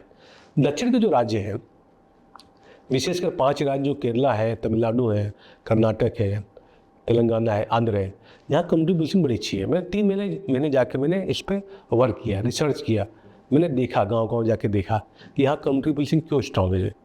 तो उसकी जो लॉजिक था, उसका जो कॉन्सेप्ट था, वो चीज़ मैंने रास्ता में पाया। तो 2 साल में जब हमने काम किया, जब हमने इस अवार्ड के लिए जब हमको जो बुलाया गया, तो हमने ये समझ में आया कि कम्युनिटी को कितना इम्पोर्टेंस आज पूरा देश दे रहा है। जिस अवार्ड सेरेमनी अडानी से लेके, SBI से लेके, हुंडई से लेके तमाम बड़ी बड़ी एजेंसियों के नवाचारों को प्रोत्साहित किया, वहाँ पे राजस्थान के कम्युनिटी पुलिसिंग विंग को भी प्रोत्साहित किया गया। तो ये बड़ी इंपॉर्टेंट कड़ी है दिवाकर। मैं दिवाकर में आपके इस पॉडकास्ट के माध्यम से मैं इन बातों से यही कहना चाहूँगा कि जीवन में आप ये मान के चलिए कि एक आपको मौका मिला है सकारात्मक करने का, लेकिन सकारात्मक करने में आप गलत लोगों को साथ देंगे, गलत लोगों को आप प्रोत्साहित करेंगे, तो समाज उसी तरह दूषित होता चला जाएगा जो। अच्छे लोगों का आपको सम्मान करना पड़ेगा जो है, और आपको मौके देने पड़ेंगे जो है। अगर आप वास्तव में आप समाज में सुधार चाहते हैं, अच्छा करना चाहते हैं, तो अच्छे लोगों को फ्रंट पे रखना पड़ेगा, उनका सपोर्ट सिस्टम बनना पड़ेगा जो। अगर आपने अच्छे लोगों को, गिने चुने अच्छे लोगों को सिस्टम से आउट कर दिया, उनका कुछ नहीं बिगड़ेगा जो है, वो अपना जीवन व्यतीत कर लेंगे जो है, क्योंकि वो सकारात्मक है, वो अपने हिसाब से उनका एक कलेक्शन है जो है। लेकिन अब आपने गंदे लोगों को अगर फ्रंट पे सीमा पे खड़े कर दिए अगर किसी युद्ध में, तो गंदा आदमी गंदा ही करेगा जो, वो दिखे ना, लेकिन धीरे धीरे दीमक की तरह सिस्टम को सिस्टम से लेना और सिस्टम को देना, ये 2 अलग टर्मिनोलॉजी है जो है। दुर्भाग्य है कि जितने भी लोग आते हैं वो सिस्टम से लेने का प्रयास करते हैं जो है, और सिस्टम को ढकते हैं कि सिस्टम ऐसे ही चलता है जो है। सिस्टम में कोई सुधार करने की कोशिश नहीं करता जो है, सिस्टम ऐसे चलता है यार, सिस्टम पे कुछ नहीं बोल रहा है। और जो करना चाहे, क्योंकि जो सिस्टम से जो लेते हैं उनकी संख्या बहुसंख्यक है जो है, तो जो अल्पसंख्यक जो सिस्टम को देना चाह रहे हैं उनको रोका जाता है कि तुम सिस्टम को क्यों दे रहा मेरे भाई, तो सिस्टम से ले क्यों नहीं रहा है जो है, तो सिस्टम में शामिल क्यों नहीं हो रहा है जो। तो जब आप बातें निकलती हैं तो सिस्टम का कवर लिया जाता है, तथाकथित बहुत बड़े मंचों में बोला जाता है कि सिस्टम तो ऐसे ही चलता है। तो सिस्टम ऐसे चलता है, तो आपने देखिए जुडिशरी में कितना परिवर्तन हुआ है, पुलिस में कितना परिवर्तन हुआ है जो है। लेकिन अगर हम 10 साल 20 साल ऐसे बैठे रहते हैं तो इसमें आज भी पुलिसिंग का चेहरा वैसे ही होता है, लेकिन पुलिसिंग का चेहरा धीरे धीरे बदल रहा है। अब अच्छे लोग आ रहे हैं, प्रमोट किए जा रहे हैं, लेकिन ये सिर्फ नेतृत्व पर डिपेंड करता है स्टेट के या किसी भी क्षेत्राधिकार में कि वो किनको लीड कराना चाहते हैं और किनको पीछे करना चाहते हैं। ये आप भले ही ना बताएं, लेकिन जनता में कहीं ना कहीं एक वेदना कह लीजिए, एक पीड़ा कह लीजिए, एक अनुभव कह लीजिए, एक परसेप्शन कह लीजिए, वो सरकारों का जाता है। इसमें आप कहीं ना कहीं सोशल मीडिया का आज के टाइम में जो इतनी अवेयरनेस आई है और आपको लग रहा है कि चीज़ें सही हुई हैं, तो सोशल मीडिया का भी एक योगदान है। देखिए, सोशल मीडिया अच्छी चीज़ है, और जिस तरह से हम आधुनिक और विकसित हो रहे हैं उसमें सोशल मीडिया कहीं ना कहीं आपको एक बड़ा प्लेटफॉर्म देती है, लेकिन उसकी बुराइयाँ भी बहुत ज़्यादा है। बिल्कुल है। बुराई इसलिए कि जब अति करते हैं तो वो आप कहीं ना कहीं नुकसान करते हैं। जब आपका मानसिक सुकून जो है वो छीनने लगे तो सोशल मीडिया नहीं रह जाता, जो आपको कहीं ना कहीं एडिक्शन में ले जाए, आपको कहीं ना कहीं अवसादग्रस्त कर दे जो है। क्योंकि अभी देखोगे कि आप बच्चों को जब लोग इससे बात करते हैं तो ये पाते हैं कि एडिक्शन टाइप का है जो, हर आदमी के अंदर एक आइडेंटिटी क्राइसिस है जो। वो आइडेंटिटी क्राइसिस में वो लाइक शेयर तमाम चीज़ों के पीछे पड़ा हुआ जो है। तो ऐसी जो बहुत बड़ी संख्या जो भाग रही है उसको समझाने की आवश्यकता है कि अपने जीवन को जियो, जीवन के वास्तविक मूल्यों को जियो जो है, उसको हावी ना होने दें इन चीज़ों को अपने। फॉलोअर्स हैं, ये फॉलोअर्स आपको कुछ नहीं देने वाले जो है। बना लो, आप कोई आंकड़े बना लो, 5 लाख 10 लाख 20 लाख, जितने भी बनाओ उससे बड़ा कोई दिख जाएगा जो है। आप 10 लाख बनाओगे कोई 1 करोड़ होगा जो है, कोई 1 करोड़ बनाओगे कोई 10 करोड़ होगा जो है। फिर पाओगे नहीं एलन मार्क्स तो सबसे ज़्यादा का उसका फॉलोअर्स बना है, तो क्या वो एक्चुअल फॉलोअर्स है उसके जो है? क्या एक्चुअल उसके मित्र हैं, तो मित्र और फॉलोअर्स में बड़ा अंतर है जो। तो हमको इस जो भेड़ चाल से बचत नहीं हो सकता है। बच्चों को हम यही कहते हैं कि अपना वास्तविक जीवन जियो, इसको अवसादग्रस्त मत करिए, सोशल मीडिया का सकारात्मक चीज़ों को उपयोग करिए और वो लिमिटेड। अब मैं शुरू में मुझे लगता है कि जब मैं स्टेट क्राइम रिकॉर्ड ब्यूरो में था तो ये था कि सोशल मीडिया के माध्यम से बहुत सी चीज़ें पब्लिक तक जाए, अवेयरनेस कैंपेन हो, बिल्कुल लगातार चीज़ें हमारी फ्लैश हो गए, तो इसका प्रभाव भी पड़ा। उसको नेशनल अवार्ड मिला उस चीज़ को, ई गवर्नेंस का नेलेंट ई गवर्नेंस अवार्ड 2016 में SPSCR में रहते हुए स्टेट क्राइम रिकॉर्ड ब्यूरो को पहली बार मिला। लेकिन जब कुछ समय तक मैंने ये महसूस किया कि कहीं ना कहीं एक समय ऐसा था जहाँ लगता है कि सोशल मीडिया बहुत अच्छी चीज़ नहीं है। आप अपने आप को पीछे जाते हो, पीछे तब जाते हो जब आपकी सोच कहीं ना कहीं स्पिरिचुअल होती है, जीवन को दर्शन को समझते हो। जीवन का दर्शन लाइक शेयर नहीं है जो है, जीवन कुछ अलग है जो, वास्तविक जीवन कुछ अलग है जो। तो ये तभी समझ आता है जब आपके अंदर कुछ ना कुछ इस तरह के प्रेरणा आती है, आप सृष्टि को, अध्यात्म को, ईश्वर को समझने का प्रयास करते हो, किसी विषय बिंदु को समझते हो। अब जैसे मैं गांधी की बात करूँ, जो हम लोगों ने इतिहास में गांधी को बहुत, मैंने गांधी को खूब पढ़ा, गांधी को खूब लिखा एग्जामों में, अच्छे से लिखा। लेकिन मुझे लगता है कि गांधी की जितनी बड़ी आइडियोलॉजी थी, मैं स्पष्ट रूप से कहता हूँ जो पढ़ते पढ़ते समय उसका अगर हम 1% भी सीख लें तो हम बहुत कुछ बदलाव ला सकते हैं जो। जैसे संघर्ष विराम संघर्ष, एक ऐसे व्यक्ति के द्वारा लीड किया जाना जब देश में बिल्कुल इस तरह की करारी थी जो है, जहाँ पे गुलामी का चरम पराकाष्ठा थी, एक व्यक्ति द्वारा लीड किया जाना। वो पढ़े लिखे बैरिस्टर इंसान ने ऐसे बड़े व्यक्ति से लेके वहाँ तक उतरना है। उसके बाद भारत जब आज़ाद है, उसके बाद आप पूर्व राष्ट्रपति अब्दुल कलाम साहब को देखिए, है ना, आप ऐसे बहुत से लोग अभी आपको मिलेंगे। अभी रतन टाटा जी का नाम आप बड़े सुर्खियों में, व्यापारी तो बहुत लोग हैं, मेरा बेटा छोटा वाला है रतन टाटा जिस दिन इनका निधन हुआ तो मीडिया में और काफ़ी चीज़ें आ रही थी जो है। अब मैं न्यूज़ भी कम देखता हूँ, सोशल मीडिया पे भी कम रहता हूँ, पहले था, अब नहीं रहता हूँ ज़्यादा, जितना ही रहता हूँ जितना ज़रूरत हो। अब मैं रहता हूँ नेगेटिव लोगों के लिए जो है। अब मैं थोड़ा सा मोटिवेशन का, मैं थोड़ा चीज़ें थोड़ी सी मैं कम रखता हूँ, मैं कुछ डालता हूँ नेगेटिव लोगों को थोड़ा सा उनको हलचल बढ़ाने के लिए। मुझे पता है कि जितने को पॉजिटिव करना था उसको पॉजिटिव हम लोग करते रहते हैं, पर्दे के पीछे करते रहते हैं। तो छोटे बेटे को रतन टाटा के बारे में ज़्यादा कुछ 10 साल का है जो है, तो उसने कहा पापा इनसे मिलने की इच्छा कर रही है जो है। तो हमने कहा आप इनको तो जानते हैं रतन टाटा को जो है। तो कहा, फिर उसने किसी एक और पैरेलल उद्योगपति का नाम लिया जो है, कहा कि उनको भी देखा टीवी, लेकिन उनसे मिलने की इच्छा नहीं थी। तो ये बड़ा लॉजिक प्रश्न पूछा, मतलब कि जिस बच्चे ने छोटे बच्चे को भी रतन टाटा को देखा तो उसका एक इमेज उसमें क्रिएट हुई जो है। और दूसरे जो पैरेलल उद्योगपति जो बहुत बड़ा नाम है जो, जबकि वो दोनों को नहीं जानता था, वो दोनों को नहीं जानता है, लेकिन पापा उसको नहीं कभी मिलने के वो नहीं मिलेंगे जो है, इनसे मिलना है। तो ये जो बात कहीं ना कहीं हम जो यूथ की बात करते हैं, यूथ वॉच करता है जो, रतन टाटा को इसलिए बात कर, उन्होंने सिस्टम को दिया, उन्होंने क्लास दिया जो, हर मुसीबत में देश के साथ खड़े रहे, मुसीबत में देश के साथ रहे। नो डाउट आप कुछ भी नाम लीजिए जो है, लेकिन उस व्यक्ति ने सिंगल हैंडेड ये बताया कि सिस्टम को देना सीखो जो है। आप आज देखो कि उनकी जितनी भी प्रॉपर्टी है 2/3 उन्होंने दान कर दी, डोनेशन दे। तो मैं बार बार कहता हूँ जो हमारे ब्यूरोक्रेट्स हैं और तमाम जो हम लोग हैं, हम सिस्टम से लेने के लिए तड़पते हैं जो है, देना कोई नहीं चाहता, ये ले ले जो देना कोई हम देना नहीं चाहते जो है। हम आए थे देने के लिए जो, हम आए थे गरीब 80% जो जनता हमारी गरीब है उसको देने के लिए जो है। अब उसका दुर्भाग्य क्या हुआ इस तरह के संक्रमण के काल में कि आप देखोगे कहीं ना कहीं इस तरह का एक अंदर एक अलग तरीके का इन्वायरमेंट चल रहा है जो है। अब हम लोग जो भी मिलते साहब बड़ा मतलबी लोग हैं, बिल्कुल जयपुर में बड़े मतलबी लोग हैं, यहाँ बड़े मतलबी लोग हैं जो है, बड़े बेफिक्र होकर बोल देते हैं, क्योंकि उनको लगता है 10 लोग से मिल रहा है, 8 लोग जो है वो मौके परस्त मिल रहे हैं, ढंग का आदमी तो कोई मिल ही नहीं रहा है। लेकिन ये सिस्टम में खामी है, जैसे आप जैसे लोग काम ईमानदारी से करते हैं, ऐसे लोग किसी को पसंद नहीं आते। तो दिक्कत ये है ना कि देखिए आप जैसे अभी दिवालियों पे पूरे देश में छापे पड़ रहे हैं, खोआ के लेके, दही को लेके, तमाम आपके 1-1 घंटे का एपिसोड चल रहा है, बिल्कुल कि नकली ब्रांड बिक रहा है। तो क्या पहले नहीं बिक रहा है क्या? अब बिक रहा है, लेकिन जिस प्रकार आपको आज जीवन में शुद्ध खाने के लिए स्ट्रगल करना है। उसी तरह जीवन में आपको अच्छे व्यक्तियों को पकड़ने के लिए स्ट्रगल करना जो है। आप ऐसा नहीं बाहर निकल के तो 1000 आदमी आपने देखे तो सब आपके लिए अच्छे ही हैं, उसमें हो सकता है कि 900 लोग ठीक ना हो जाए, ये भी संभव है जो है।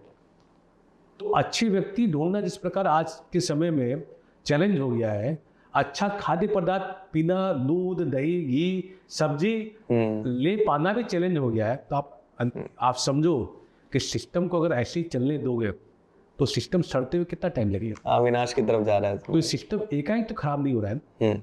हम गुलामी से आज़ादी की तरफ आ गए। अब आज़ादी से हम विकसित राष्ट्र की तरफ तब बढ़ेंगे जब हमारा सिस्टम में देने वाले लोग ज़्यादा आएंगे, जो त्याग करने वाले रतन टाटा जैसे लोग आएंगे, जो कहेंगे साहब मैं तो VIP बन गया, अब तो मैं जीवन भर सिस्टम से निचोड़ूंगा जो। और जब उस सिस्टम में नहीं थे जी, आज जब उस जगह नहीं थे तब आप सिस्टम को गाली, जब सिस्टम कितना गंदा है। अगर मेरे को मौका मिलेगा तो मैं सफाई करूंगा जो है। और जब मौका मिल गया, छोड़ने दिया, तो आप सफाई की बजाय क्या करने लगे, उसमें से लूटने लगे। और उससे हो क्या रहा है जो है, अब उससे मैं ये आ गया जहाँ अच्छे व्यक्तियों को फ्रंट पे ले जाना चाहिए, वहाँ पर आप उनको पीछे रख रहे हो जो, उनको डिमोटिवेट कर रहे हो जो, उनके साथ षड्यंत्र कर रहे हो जो, उनके साथ प्लानिंग कर रहे हो जो कि कैसे उनको मेन स्ट्रीम से हटाया जाए। तो ये चीज़ें ईश्वर में देखता है जो। बहुत लोग हैं, एक अशोक खेमका IAS ऑफिसर हैं हरियाणा के, वो भी विवादों में रहे, उनके ट्रांसफर्स बहुत होते रहे।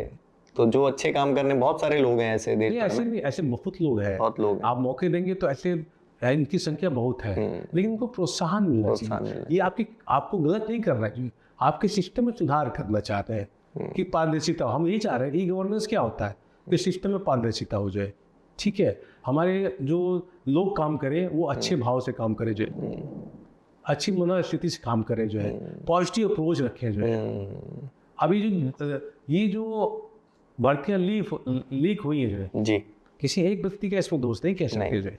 मैंने RPSC पे लगातार बोला है, बीइंग IPS ऑफिसर, मैंने RPSC पे लगातार बोला है कि मैं चूंकि इस तरह की परीक्षाओं से गुजरा हूँ, दर्द से गुजरा हूँ, मैंने देखा है। तो मैं ऐसे लाखों बच्चों को जब राजस्थान में देखता हूँ तो मुझे दर्द महसूस होता है कि ये किसी एक व्यक्ति का काम नहीं, ये पूरा सिस्टम हिला हुआ है जो है। इस सिस्टम को सुधार करने आवश्यकता है। सुनने में आता है पैसे देके ये सदस्य बनते हैं, पदाधिकारी RPSC के बनते हैं, सरकार को ये तो हमको कहने का, ये तो ऑलरेडी सामने आ चुका है ना। जो सदस्य जेल चले गए, जो पैसे लेके आज भी जेल में, ये सब चीजें हैं। तो अब इसमें बचा क्या जो, अब इसमें आप ये देखो कि जो बच्चे गलत तरीके से सिलेक्ट हो गए, उन्होंने तो पहले तो योग्य व्यक्तियों को बाहर कर दिया।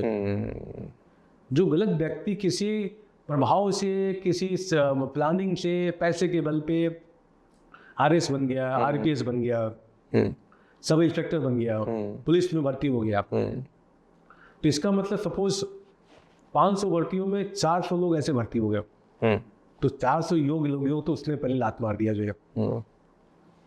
अब जो 100 ठीक ठाक भर्ती हुए हैं, उन पे 400 जो है बड़े तरीके से प्रभावी हो जाएंगे। साहब हम आए इसी काम से थे, हम तो डकैती पहले भी करते थे जो है। अब हमको एक प्रॉपर हमें एक कवर मिल गया, चाहे मैं सब इंस्पेक्टर बन गया, चाहे मैं RS बन गया। मैं किसी का नाम नहीं लूंगा, ऐसे बहुत से लोग हैं जो राजनीतिक पदों पर रहे, उनके घर में RS RPS रहे, RPSC के पदों पर रहे, उन्होंने अपने बेटे बेटियों को, बेटे जवाइयों को, लोगों को ऑर्गेनाइज किया, हमने सिस्टम को तोड़ा, सिस्टम को लूटा। हमको जब मौका दिया गया तो हमने सिस्टम को कलेप्स कराया जो है, अपने कुछ छोटे मोटे हित के लिए जो है कि मेरे पड़ोसी, मेरे बेटे, मेरे रिश्तेदार इसमें आ जाए, और आपने उसके लिए लाखों लोगों के जीवन के साथ जो बड़े पदों पर बैठे हुए हैं, बैठ गए। ये हमारी जनता के बीच में सब कुछ है। जनता इतनी भोली नहीं है। आप जिस जनता की बात करते हो, जनता इतनी भोली नहीं है। मेरा ये परसेप्शन है, मैं फील्ड में रहता हूँ, मैं इसको कम्युनिटी पुलिसिंग को लोग कहते हैं कि साहब आपको नॉन फील्ड लगाया हुआ, हम कहते हैं फील्ड है ये फील्ड से ज़्यादा बड़ा है। और जब मैं जनता के बीच में जाता हूँ तो मुझे देखता हूँ तो ये महसूस करता हूँ कि पब्लिक इतनी भोली नहीं है जो, वो सब कुछ जानती बोलती नहीं है। वो हर आदमी को पता है कि दिवाकर कैसे हैं, पंकज चौधरी कैसे हैं, फलाना कैसे, पूरी उसकी DNA प्रोफाइल उसके पास रहती है, बिल्कुल, और वो अपने हिसाब से वो काम करती है।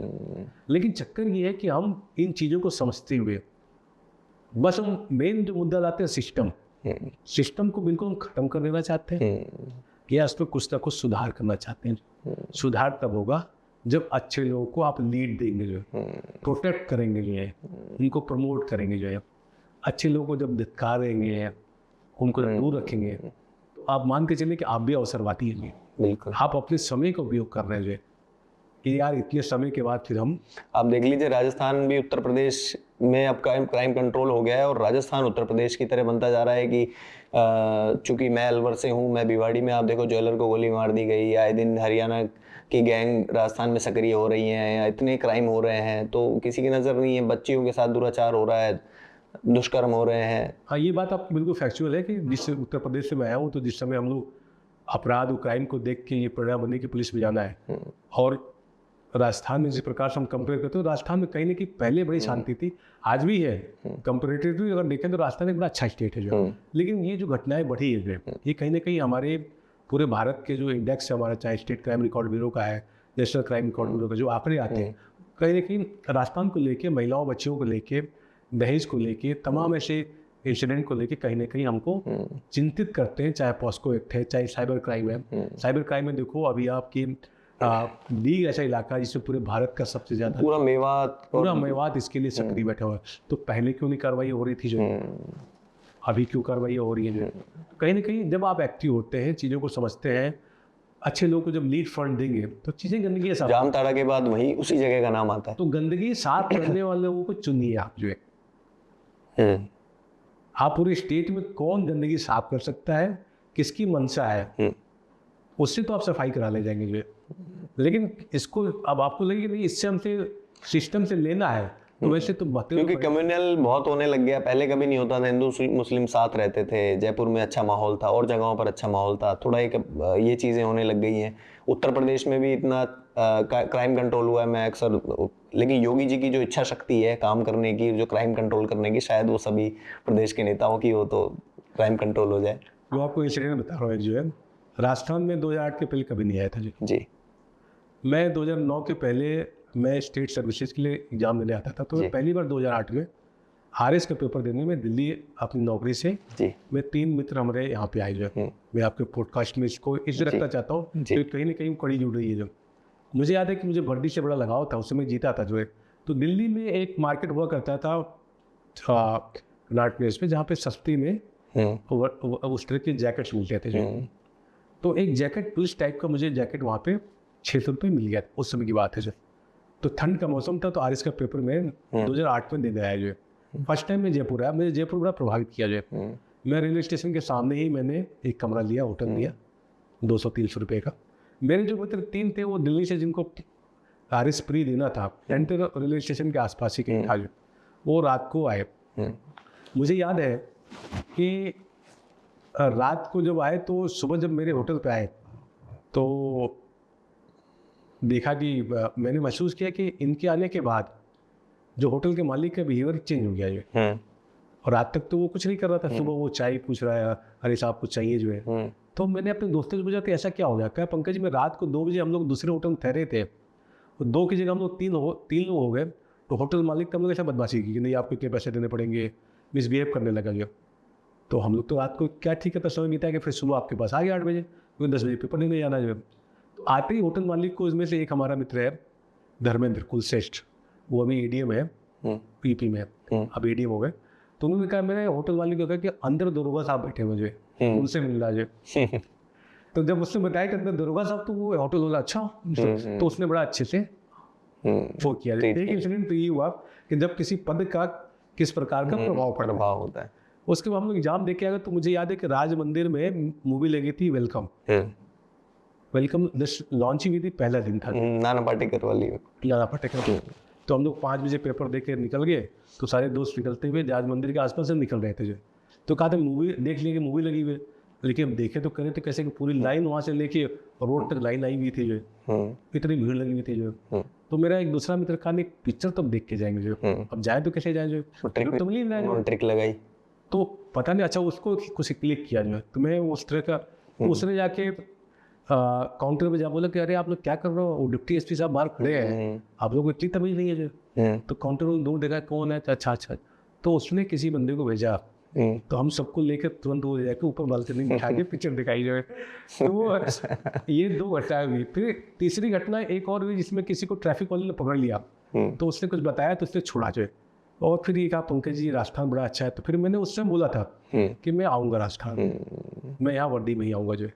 अब देखिए नीति किस तरह आपको आकर्षित करती है। क्या आपको यही कैडर अलॉट हुआ? ये कैडर अलॉट हो गया। तो ये जो घटना है आपसे जिक्र कर रहा हूँ, मैं एक किताब लिख रहा हूँ जो है जिसमें खाकी, खादी और खाकी, उसमें ये सारे इंसिडेंट ऑलरेडी इसमें जिक्र करके ऑलरेडी वो किताब में ऑलरेडी वो सारी चीज़ आ चुकी है। और ये जो इंसिडेंट है उसको उस हिसाब से हमने उस पर हम लोगों की जो टीम ने लिखने का प्रयास किया, वो इसलिए लिखने का प्रयास किया किताब को ताकि जो यूथ है, हम आपसे रूबरू हो गए, आप 2000, 4000, 10 लाख लोग तक पहुंच जाएंगे। देखिए ऐसे करोड़ों बच्चे हैं जिनको चीज़ें जानी चाहिए, एक्चुअल चीज़ें जानी चाहिए। बिल्कुल बिल्कुल। मिलावटी चीज़ तो दुनिया में मिल ही रहा है, बिल्कुल है, असली चीज़ उनके पास जानी चाहिए। पंकज जी अब हम इस पॉडकास्ट को दूसरी तरफ ले जाते हैं। फिर एक दूसरे व्यक्तिगत सवाल पर मैं आपसे आ जाता हूँ कि बूंदी में भी थोड़ा सा एक विवादास्पद आपके साथ वाक्य रहा।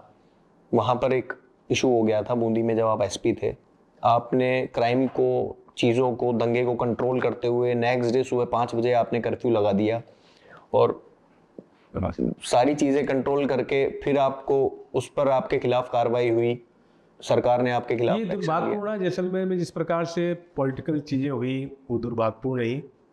मोदी में स्ट्रिक्ट एक्शन लेने की वजह से शक्ति, क्या हुआ था बूंदी में? सख्ती मतलब कम्युनल इंसिडेंट था जिसमें थोड़ी सख्ती बढ़ती गई कि नहीं ये अपराधी है तो इनको हम दंडित करेंगे जो है। दंड दिया भी गया, न्यायपालिका के माध्यम से दिलवाया भी गया। इसमें कुछ लोग नाराज हुए जो है।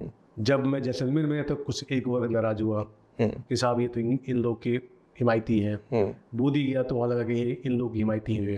ये पब्लिक का परसेप्शन बना, जबकि मैं बताता रहा हूँ कि मैं किसी का हिमायती नहीं हूँ। जो मैं एक IPS ऑफिसर हूँ, मैंने संविधान की शपथ लेके मैं आया हूँ, निष्पक्ष और निडर होकर काम करना मेरा। बूंदी में जहाँ तक मुझे ध्यान है किसी तरह की क्षति या किसी तरह का कुछ भी नहीं हुआ, कुछ भी नहीं। वो मैं टीम को आज भी मैं अप्रिशिएट करता हूँ कि जो घटना बड़ी हो सकती थी उस पर काफ़ी त्वरित कार्रवाई हुई। हमारी टीम ने बड़ा अच्छा काम किया, किसी भी प्रकार की जनहानि, किसी भी प्रकार की अन्य प्रकार की क्षति नहीं हुई, चीज़ें कंट्रोल हो गई। लेकिन फिर कहीं ना कहीं वो एक राजनीतिक दुर्भावना का रूप लेके आगे बढ़ गए। तो जिसमें खुद मुझे टारगेट किया गया, उसको फिर मैंने चैलेंज किया कोर्ट में, फिर कोर्ट से राहत मिली, तमाम चीज़ें। तो ये मेरा जो समय था वो कहीं ना कहीं इन विवादों में खींचा गया, एनर्जी को डाइवर्ट कराया गया। जो है क्यों समझौता आप कर नहीं सकते? यस, कॉम्प्रोमाइज करना नहीं था, तो मेरी एनर्जी को डाइवर्ट कराया गया कि इसकी एनर्जी को नहीं डाइवर्ट करो जो, ताकि ये मेन स्ट्रीम में रहेगा तो कहीं ना कहीं विद्वान और आपको कोर्ट कानून में आपको हाँ कि ये अपना समय उसमें व्यतीत करा। तो हमने उसमें भी पूरी जोर लगा के काम किया और आपने वापसी करी, वापसी की, उनको दिखाया भी जो है कि षड्यंत्र लंबे समय नहीं टिकता है। सत्य परेशान हो सकता है, पराजित नहीं हो सकता। सत्य लंबे समय तक, सत्य को आप परेशान कर सकते हो, लेकिन मुझे ये बताना जरूरी था कि अभी भी हमारी न्यायपालिका जो है, भले ही थोड़ा समय लगता है, लेकिन अगर आप लड़ गए, भिड़ गए, बिल्कुल, तो वो आप निकाल के लाओगे जो है। हार तभी होती है जब आप हार मान लेते हो जो है। हाँ ये जरूर है कि न्यायपालिका में आज मैं देखता हूँ तो तमाम ऐसे केसेस में देखता हूँ कि इसमें थोड़ी समय है, उसकी प्रक्रिया है, एकाएक कोई चीज़ नहीं होती, लेकिन आपको लगना पड़ेगा जो है। वो तभी लगोगे जब आपके अंदर पोटेंशियल होगा जो है। आप सच हो, गलत चीज़ को लेकर कितना आप लड़ पाओगे जो है। बिल्कुल। तो ये चीज़ें हैं, आज भी हमारे भारत में बहुत सी चीज़ें बड़ी अच्छी हैं, धीरे धीरे बदलाव हो रहा है। लेकिन दिक्कत ये है कि हम जब जिस सोसाइटी में हैं उसमें पब्लिक का भी माइंडसेट बदल रहा है। बिल्कुल, पब्लिक कहीं ना कहीं कंफर्ट जोन में जाना चाहती है। उसको भ्रष्ट लोग से पता नहीं क्या लगाव हो रहा है कि वो भ्रष्ट लोगों से ज़्यादा आसान्वित महसूस होती है। करप्ट लोगों से उसको ज़्यादा उम्मीदें नजर आती, अपराधियों को अपना आइडियल मान रहे हैं लोग, अपराधी लोगों का आइडियल मान ले रहे हैं। तो कहीं ना कहीं पब्लिक का जो मूड है वो कहीं ना कहीं बदल रहा है। इसको रोक के जाने की जरूरत है। अगर हम जैसे लोग, आप जैसे लोग इसको रोकेंगे नहीं तो ये मान के चलिए कि आने वाले जो जनरेशन हैं उनके लिए हम अच्छा समय, अच्छा माहौल नहीं दे पाएंगे। पंकज जी अब इतनी सारी हमने चर्चा करी, बहुत अच्छा पॉडकास्ट रहा। अब मैं आपसे व्यक्तिगत उस पर आता हूँ कि आपकी हॉबी क्या है। जैसे क्रिकेट का आपको बहुत शौक है, क्या आप टाइम निकाल के क्रिकेट खेल पाते हैं? क्रिकेट खेलता हूँ, मैंने बचपन में बहुत से क्रिकेट खेले। मैं स्टेट लेवल पर रहा, मैं अंडर 19 खेला, और राजस्थान में आने के बाद जिस डिस्ट्रिक्ट में रहा वहाँ हमने क्रिकेट बड़ी बड़ी टीमें बनाई। मैं जैसलमेर में आप भी पूछेंगे तो उनको पता है कि हमने मीडिया से लेके तमाम सबको पार्टिसिपेट कराया। बूंदी में भी देखिए जो क्रिकेट का ग्राउंड है वो अपने टाइम बनाया है। बांसवाड़ा में क्रिकेट खेला हमने जो है। जयपुर में काफ़ी क्रिकेट, जब मैं 11 में था तो राजस्थान पुलिस की क्रिकेट टीम हमने बनाई 2005 के बाद।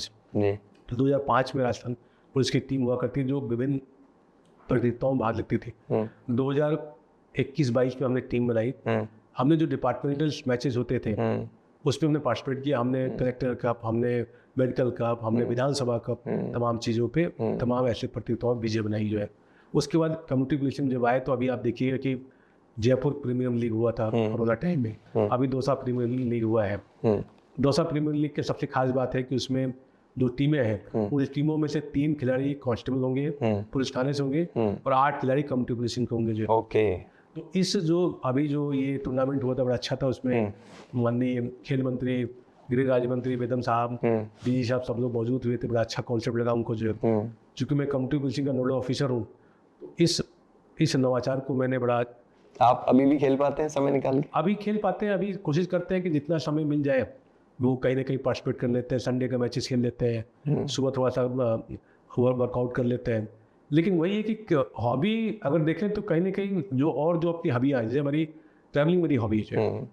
अच्छा, घूमना पसंद है आपको? मुझे पूरा भारत घूमना है। और मैं आपको एक चीज़ बता दूँ, फैक्ट्स, 12 ज्योतिर्लिंगों का दर्शन मैंने 5 बार किया पूरे परिवार के साथ जो।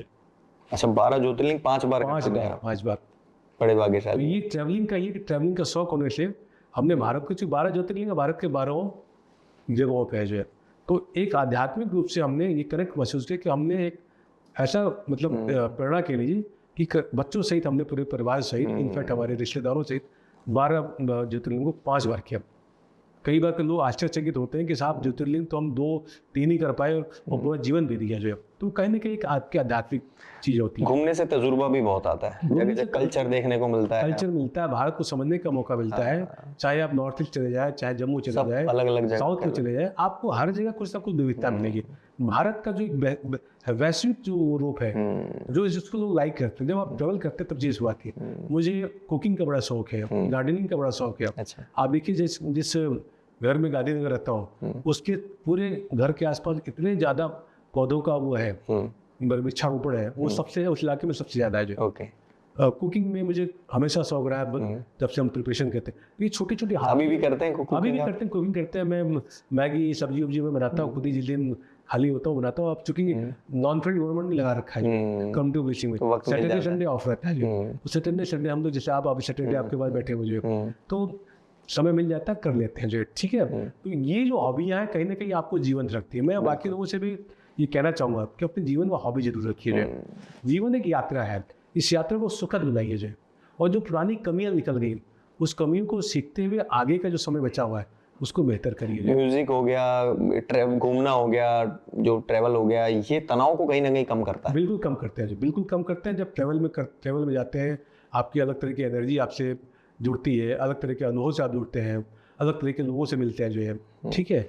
उनके जीवन से बहुत कुछ सीखने को मिलता है जो है। आप समुद्र पर जाते हैं तो समुद्र की गहराइयों से बहुत कुछ सीखते हैं जो है, उसके ठहराव से सीखते हैं, उसकी वाइब्रेशन से, उसके साउंड से बहुत कुछ सीखने को मिलता है। बहुत तरह की जो भाषाएं हैं दक्षिण भारत की, अब जैसे कम्युनिटी पुलिसिंग है, कम्युनिटी पुलिसिंग साउथ में बहुत पॉपुलर है जो है। तो उसके पीछे कारण क्या है कि लोगों का जो माइंडसेट है पुलिसिंग के प्रति वो बड़ा पॉजिटिव है।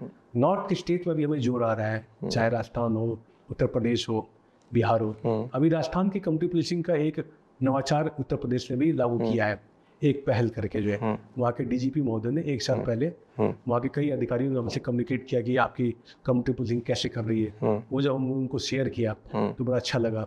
अब 1 महीने पहले डीजीपी उत्तर प्रदेश श्री प्रशांत सिंह ने एक पहल करके कम्युनिटी को जोड़ने के लिए उन्होंने मुहिम चलाई है। तो हम लोग कोशिश ये कर सकते हैं, बेहतर कर सकते हैं। लेकिन मैं फिर वही कहूँगा कि सोसाइटी में सिस्टम को देने के लिए बनी है जो है, सिस्टम को लूटने के लिए हजारों लोग बैठे हुए। सुधार सबको अपने अंदर करके फिर समाज के ऊपर अपने में सुधार के लिए, समाज में सुधार के लिए देने का प्रयास करिए। उसके लिए आज के समय में रतन टाटा जी से बेहतर आदमी कोई नहीं हो सकता, बेहतर उदाहरण नहीं हो सकता, बेहतर हम कह सकते हैं कि इससे ज्यादा पूरा जीवन अकेले बिता दिया और राष्ट्र को समर्पित कर दिया जाए। तो ये सारी चीज़ें हैं और मुझे लगता है कि हम लोग आशान्वित होना चाहिए, हम लोग बेहतर के लिए सोचना चाहिए। शेर में अर्ज करना चाहूँगा इन सभी अनुभवों को लेके। मुझे शेर बड़ा पसंद आया। शेर है बहुत पुराना जी, लेकिन मुझे ये शेर अब बड़ा लॉजिकल लगा जो है जी। उनको कामयाबी में सुकून मिला, वो दौड़ पड़े। उनको कामयाबी में सुकून मिला, वो दौड़ फिरे। हमें सुकून में कामयाबी मिली, हम ठहर गए। वाह, बहुत बढ़िया। बड़ा ही गंभीर दो विषय है। ख्वाहिशों के दौर में, ख्वाहिशों की पकड़ में, ए बसीर तू कहाँ भाग रहा है, जितना तू मर रहा है उतना तो जीना भी नहीं है। बिल्कुल। तो बसीर भट्ट साहब की जो ये लाइन है वो बताती है कि हम अंधाधुंध जिस प्रकार से जीवन में भाग रहे हैं, जो है उसका कोई अंत नहीं है। हमें कहीं ना कहीं ठहराव जरूरी है जीवन में। अपने जीवन को अपने को समर्पित करना पड़ेगा, समझना पड़ेगा। तो देखा आप लोगों ने किस तरह से पंकज जी ने अपने जीवन के खट्टे मीठे पल हम लोगों से साझा किए और किस तरह से जीवटता के साथ में इन्होंने अपना जीवन जिया और जिंदा दिली के साथ में आज ये हमारे साथ बैठे हैं और लोगों के प्रेरणा स्रोत हैं। आज के लिए हम इजाज़त चाहेंगे और जल्द ही हम आपको नई शख्सियत के साथ रूबरू कराएंगे। नमस्कार। नमस्कार पंकज।